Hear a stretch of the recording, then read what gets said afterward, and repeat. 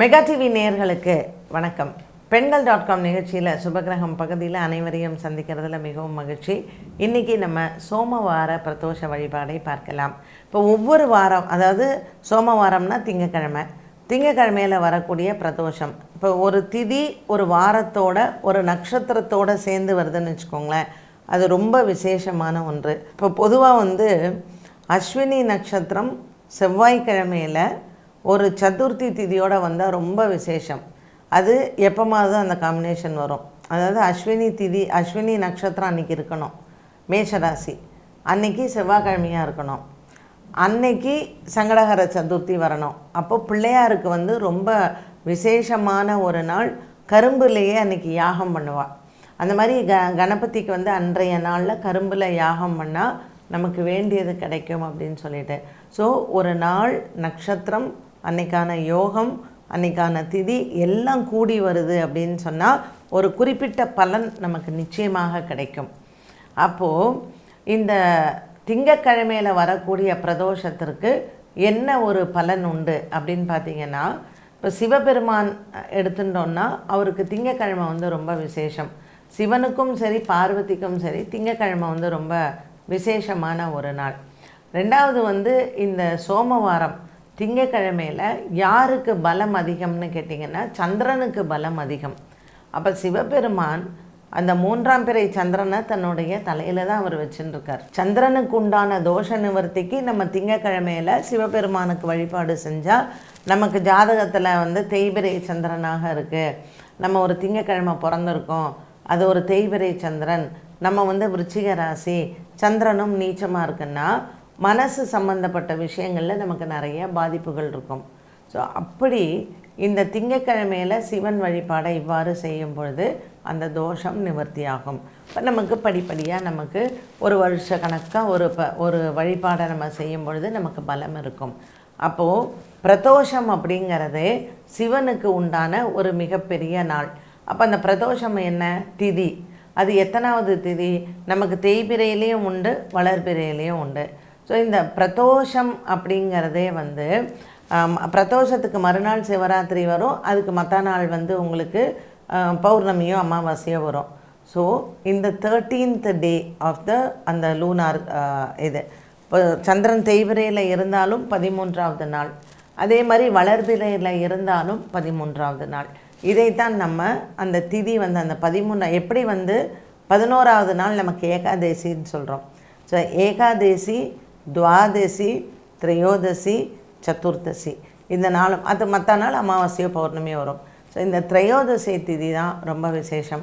நீங்கள் கேள்விப்பட்டிருக்கலாம், தீபாவளியும் போது தந்தேராஸ் அப்படின்னு ஒரு நாளை கொண்டாடுறோம். அது வட நாட்டில் ரொம்ப விசேஷம். அது இதே திரையோதசி தான். இந்த திரையோதசியை தான் நம்ம பிரதோஷம் அப்படின்னு சொல்கிறோம். இந்த பிரதோஷ நாளில் ரொம்ப சிவபெருமானுக்கு, அதுவும் குறிப்பாக நந்தி தேவருக்கு ரொம்ப விசேஷம். ஒவ்வொரு நாளும் ஒவ்வொரு தெய்வங்களுக்கு இல்லை தேவதைகளுக்கு நம்ம அந்த நாளை ஒதுக்குறோம் இல்லையா? இப்போ பஞ்சமி திதியில் வராகியை கும்பிடுறோம் அப்படின்னு சொல்கிறோம் இல்லையா? அது மாதிரி இந்த பிரதோஷத்தில் சிவபெருமானை வணங்குகிறோம். இந்த சோமவார பிரதோஷம் சிவபெருமானுக்கு மட்டுமே ரொம்ப உகந்தது அப்படிங்கிறது கிடையாது. பிரதோஷ காலம் அப்படிங்கிறது நரசிம்ம பெருமானுக்கும் ரொம்ப உகந்தது தான். ஏன்னா அந்த சமயம், அந்த சாயங்காலம் 4:30 to 6 தான் பிரதோஷ காலம்னு சொல்கிறோம். இந்த பிரதோஷ காலம் ஏன் நமக்கு விசேஷம்? அந்த டைமில் சிவபெருமான் நந்தி தேவர் மேலே தன்னுடைய மனைவி பார்வதி தேவியும் சேர்ந்து நந்தி தேவர் அந்த காளை, அந்த ரிஷப வாகனத்தில் அவர் கைலாய மலையை சுற்றி வருகிறார். அப்போது அவர் கைலாய மலையிலிருந்து அவர் சுற்றி வரும் பொழுது எல்லா பூத கணங்களாகட்டும், மற்ற கணங்களாக இருக்கட்டும், தேவ கணங்களாக இருக்கட்டும், மனிதர்களாக இருக்கட்டும், எல்லாருக்கும் அவர் காட்சி தருகிறார். அந்த காலத்தில் நம்ம சிவனை வழிபட்டால் நமக்கு குடும்பத்தில் எந்த விதமான சிதறலும் ஏற்படாது, குடும்ப ஒற்றுமை ஓங்கும் அப்படிங்கிறதான். ஆனால் நாம் என்ன பண்ணுறோம், பிரதோஷ காலத்தில் சிவபெருமானுக்கு அபிஷேகத்தில் போய் அந்த நந்தி காதில், அவர் காதை விடாமல் நம்ம பேசுவோம். ஸோ நந்தி காதில் அந்த டைமில் போய் சொல்லணும், இல்லை சொன்னால்தான் நமக்கு நல்லது, அப்படியெல்லாம் கிடையவே கிடையாது. நந்திகளினுடைய 2 கொம்புகளுக்கு இடையே சிவபெருமானின் அபிஷேகத்தை பார்க்கணும். அது பிரதோஷ காலத்தில் ரொம்ப விசேஷம். சோமவாரம் திங்கக்கிழமை சாயங்காலம் 4:30 மணியிலிருந்து 6 மணிக்குள்ளே சந்திரன் உதிக்கக்கூடிய அந்த காலத்தில் அந்த நந்தியினுடைய கொம்புகளுக்கு இடையே சிவபெருமானினுடைய அபிஷேகத்தை, அதுவும் குறிப்பாக பால், பன்னீர், விபூதி, அதே மாதிரி அரிசி மாவு, இது 4மே அந்த சிவபெருமானுடைய அபிஷேகத்தில் ரொம்ப முக்கியம். ஸோ நந்தி அபிஷேகத்தை நந்தி தேவருக்கும் அன்றைக்கி பண்ணுறாங்க பிரதோஷ காலத்தில். ரிஷபத்துக்கு, அதாவது அந்த ரிஷப வாகனத்திற்கு ரொம்ப ரொம்ப விசேஷம். அவருக்கு அபிஷேகத்தை பண்ணி அவருக்கு அருகம்புல் மாலை போட்டு பச்சை பயிறு இல்லை நம்ம சுண்டல்லாம் வைப்போம்ல, அந்த பச்சை பயிரை சுண்டல் வைத்து நந்தி தேவருக்கு நம்ம நெய்வேத்தியம் பண்ணுறதுங்கிறது ரொம்ப ரொம்ப விசேஷம். ஸோ உள்ளே போய் நம்ம சிவபெருமானை வணங்குறோம் ஒரு சிவன் கோவில்லங்கம்போ, இந்த அதிகார நந்தி அவர் தான் அங்கே ஃபஸ்ட்டு. அவர்கிட்ட நம்ம பர்மிஷன் கேட்காம உள்ளே போய் நம்ம சிவபெருமானை வழிபாடு பண்ணவே முடியாது. அப்படிப்பட்ட நந்தியம் பெருமானுக்கு இந்த பிரதோஷ காலத்தில் அவரிடத்தில் அந்த ஓம் நமசிவாய மந்திரத்தை சொல்லி, இறைவனினுடைய அனுகிரகம் எனக்கு வேணும், நான் உள்ளே போய் சுவாமியை பார்க்கணுங்கிற அனுமதியை நீங்கள் நந்தி தேவர்கிட்ட கேட்டுட்டு தான் உள்ளே போகிறோம். இது எல்லாம் நம்ம பண்ணுறோமா? கண்டிப்பாக கிடையவே கிடையாது.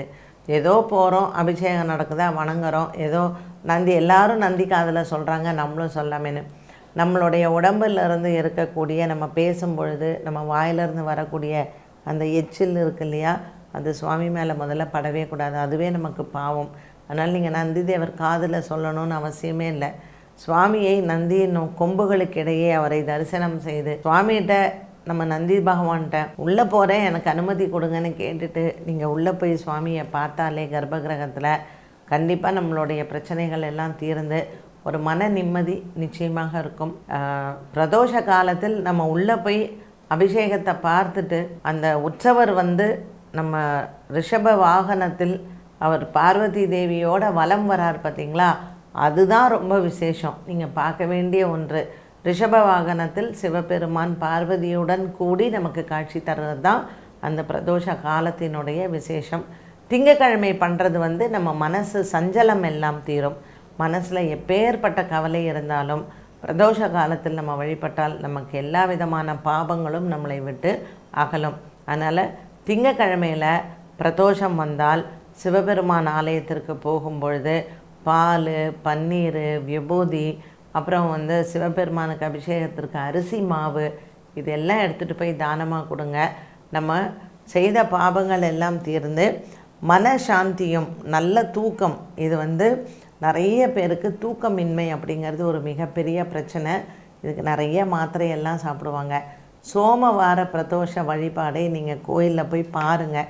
சுவாமியை நீங்கள் பார்த்தீங்க, அந்த அபிஷேகத்தை தரிசனம் பண்ணிங்க, சுவாமி அந்த அவர் வரார் இல்லையா, ரிஷப வாகனத்தில் வலம் வரார் இல்லையா, அதை நீங்கள் பார்த்தாலே உங்களுக்கு அந்த சந்திரனினுடைய தோஷம் நிவர்த்தியாகும். சந்திரன் யாருக்கெல்லாம் தோஷமாக இருக்கோ அவங்கெல்லாம் ராத்திரியில் தூங்கவே முடியாது. ஸோ ஒரு மனிதனுக்கு தூக்கமின்மை அப்படிங்கிறது ஒரு மிகப்பெரிய பிரச்சனை. அதற்கு காரணம் சந்திரன் தான். ஸோ இந்த சந்திரனை சரி பண்ணணும் அப்படின்னா சோமவார பிரதோஷ வழிபாட்டை செய்யணும். விரதம் இருக்கலாம். இந்த விரதம் எப்படி இருக்கணும்? கார்த்தால 6 மணியிலேருந்து சாயந்தரம் 6 மணி வரைக்கும் அரிசி உணவு சாப்பிடவே கூடாது. பால், பழம் இந்த மாதிரி ஆகாரங்கள் சாப்பிட்லாம். நீர் ஆகாரங்கள் சாப்பிட்லாம். கஞ்சி சாப்பிட்லாம். கோதுமை சாப்பிட்லாம். அரிசி முழுசாக உணவு சாப்பிட்ணுன்னா பிரதோஷ கால வழிபாடை முடிச்சுட்டு அதுக்கப்புறம் நிலவு வருது இல்லைங்களா, சந்திர உதயம்னு சொல்லுவோம். இந்த சந்திரம் உதயமானதுக்கு பிறகு நீங்கள் சந்திரனை பார்த்துட்டு சாப்பாடு சாப்பிட்லாம். இதுதான் விரதத்தை நீங்கள் முடிக்கிறது. ஸோ சோமவார பிரதோஷத்தை இந்த மாதிரி நீங்கள் கடைப்பிடிச்சாலே மனசாந்தி, நல்ல தூக்கம், குடும்பத்தில் ஒற்றுமை, குடும்பத்தில் எப்போ பார்த்தாலும் ஒரு சண்டை, இது மாதிரியெல்லாம் எதுவும் இல்லாமல் ஒரு நல்ல மன அமைதியோட ஒரு குடும்பத்திற்காக இந்த சோமவார பிரதோஷத்தை வழிபாட்டை நீங்கள் மேற்கொள்ளலாம். என்ன நேயர்களே, இன்றைய பெண்கள்.com நிகழ்ச்சியில் சுபகிரகம் பகுதியில் சோமவார வழிபாடு எப்படி அப்படிங்கிறத பார்த்தோம். மீண்டும் சந்திக்கும் வரை நன்றி, வணக்கம்.